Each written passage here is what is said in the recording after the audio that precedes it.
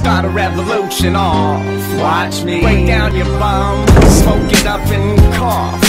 Watch me rush the cops with a bandana and a Molotov. Watch me, it's time to tear the system down.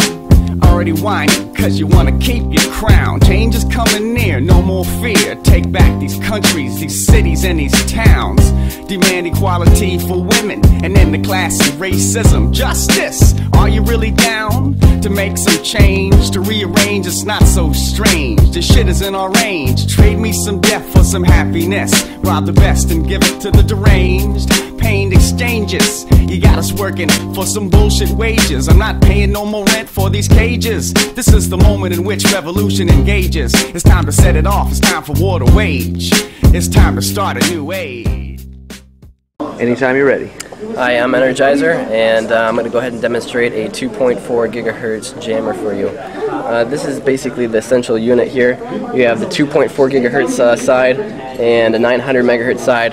Why it needs 900 megahertz to disrupt the 2.4 gigahertz signal, I have no idea why.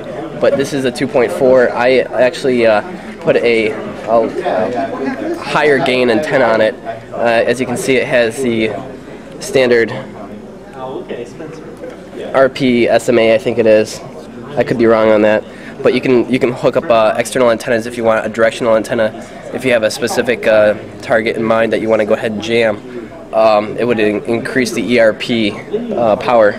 This unit, particularly here, is 800 milliwatts, but there are other units that are varied in power. 800 milliwatts is definitely a high power average. You know, it's higher than your average 40 watt Orinoco Wi-Fi card, and it's a higher power than a Cineo, for that matter of fact, which is 200 milliwatts. So this should do a good number on any access point that you encounter. All right, so I'm gonna go ahead and give you a quick demo here.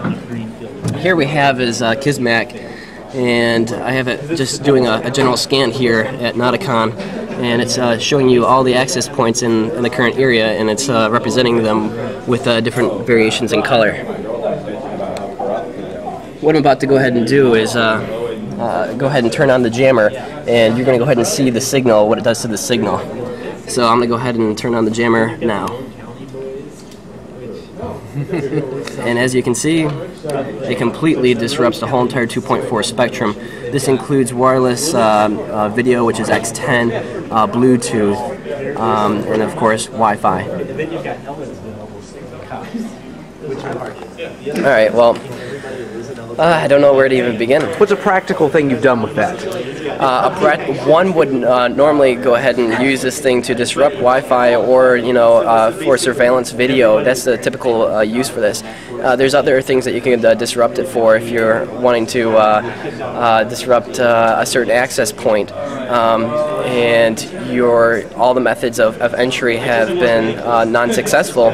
A hypothesis could be, for example, one could go ahead and use it to disrupt a certain access point, and until the user thinks that there's a problem with their access point, and maybe they'll unplug it or plug it back in, and maybe hopefully that'll work, but the jammer will continue to work it and to jam the frequency, and ultimately hopefully they'll get smart enough and reset the button on the back of the access point, which resets their access point right back to a default SSID and gets rid of all security, and username, password, all the same, and gets rid of WEP encryption as well.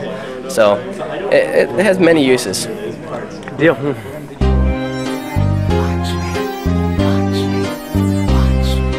Watch me start a revolution off. Watch me break down your bum,